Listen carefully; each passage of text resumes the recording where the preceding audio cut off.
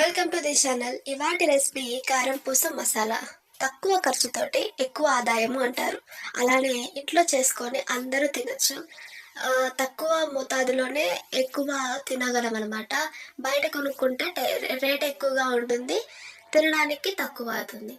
So ఇంట్లో చేసుకుంటే కావాల్సినంత తినొచ్చు, పిల్లలైనా పెద్దవాళ్ళైనా. తయారీ విధానం వచ్చేసరికి చూసేద్దాం.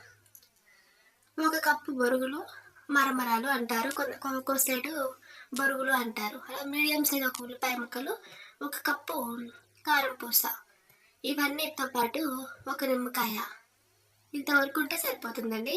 ఇవన్నీ చక్కగా ఒకదాని తర్వాత ఒకటి ఒక బబుల్ తీసుకొని, ఆ బబుల్లో సన్నగా తరిగి పెట్టుకుని ఉల్లిపాయ ముక్కలు పక్కన పెట్టేసి, బొరుగులు, కారం పూస, దానితో పాటు ఉల్లిపాయ ముక్కలు చాలా చిన్నగా ఉంటే రుచిగా ఉంటుంది.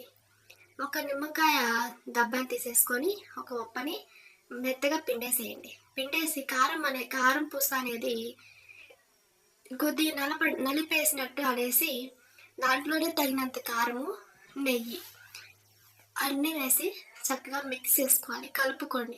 కలిపి పెట్టుకొని చిన్నపిల్లలైనా పెద్దవాళ్ళైనా తినే ఏవి లేనప్పుడు ఇంట్లో ఇలా చేసుకొని కారం పూస మసాలా తిన్నారంటే అద్రిపోతుంది.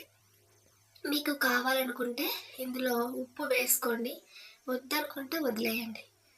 ఇంత చక్కగా మసాలా చేసుకొని ఇంట్లోనే తినచ్చు.